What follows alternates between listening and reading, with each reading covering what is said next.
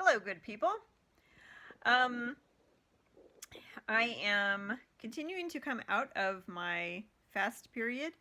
I have been taking my temperature quite religiously every a couple of hours, and definitely kind of right before I do any kind of exertion, if that's like taking a walk or doing some exercise or something like that. I'll take it right then, and then I'll take it after I do it. And what I'm definitely finding over and over and over is, if you watched the other video that mentioned that I thought this was happening, it's definitely happening, where my temperature is really like plummeting, not just kind of dropping a little bit, or it should be increasing as my blood pressure increases, right? And as my heart rate increases when I'm exerting. But instead, what it's doing is like dropping really low, like into hypothermic territory. So it's possible that it's been doing this for a long time. I wouldn't I wouldn't say that the fast caused it. The fasting caused it, but I do really wish that doctors knew their heads from their asses, and that any doctor along the way who didn't believe me that I had chronic fatigue syndrome would have just told me, okay, I don't really believe you, but go home for a month and chart, every exertion you make, and take your temperature before and after it, and then come back to me, and and I'll see if I believe you then. Because honestly, this is the most empirical thing that I have seen, being able to put to a page and see absolute like causative um, relationships, short of having my $3,300 CPAT test that's kind of required in order to get fully diagnosed with CFS. So I say that also to encourage you, if you have ME or CFS and you don't have the money to go get that CPAT, look up. I haven't looked to see if there's research on this, but I can say that there is a lot of research on how under 98.6 we cannot do the basic work of the body, and which does not mean that 97.6 or wherever you are is not average, because it is actually average at this point. 97.6 is the average American temperature at this point. Not very surprising, since we're all chronically inflamed, and not very surprising since our food supply chain is absolute trash, and everyone is like addicted to, at least one thing, substance wise. So, but I would say, if you are a person who doesn't have $3,300 lying around, or doesn't have the possibility of getting, disability support, or even if you do, but you're just starting to build that case, write these things down. The Dry Fasting Club also has a lot of good information on how low temperature impacts our ability to heal, which is to say, like, we just kind of can't heal because we can't even do the basic functions of the body if we're under 98.6. So look into that, and but I want to just really stress that 95.0 is not an okay temperature to have if you are if you are like alive. Uh, it is a hypothermic temperature. Anything under, I believe it's 96, is considered to be that, maybe even under 97. I can't remember now because my temperature goes down so low. But what happens is, I'm taking the temperature. It'll be, let's say, 97. The other thing I want to mention is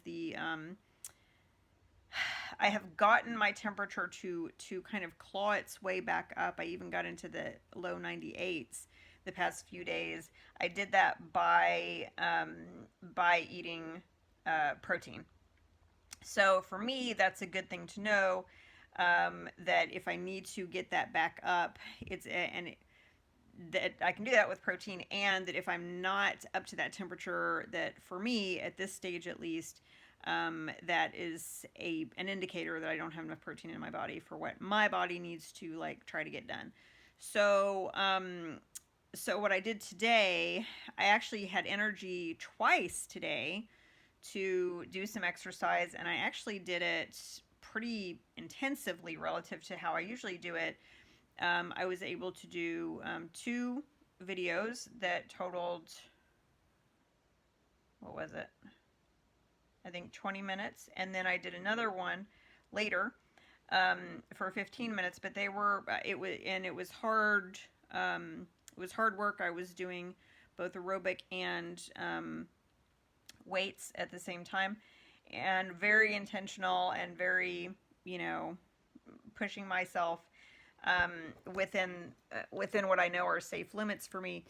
And but usually I couldn't do that twice a day, certainly, and usually I couldn't even do it 2 days in a row, sort of thing. So I'm getting to the point with this very high protein intake where I can do it kind of every day, like most days, where I don't have to like take a day off in between quite as much. But I mean, I'm telling you, I mean, we're talking about like 80 to 110 grams of protein, and I don't feel better. I mean, I don't feel good most of the day. It's not like I'm running around with energy. I'm really not. But it is giving me that ability to do that hard work a couple of times a day, or at least one time really well. And for me, that's a really big deal. Usually, prior to this protein loading, I was real lucky if I could do one of those workouts of even 5 or 10 minutes, maybe 3 times a week. That would be a really big achievement. So this is real progress, and it definitely is happening post fasting season, if you will. But I did try to transition over to a water fast earlier today, just for 24 hours to rest things.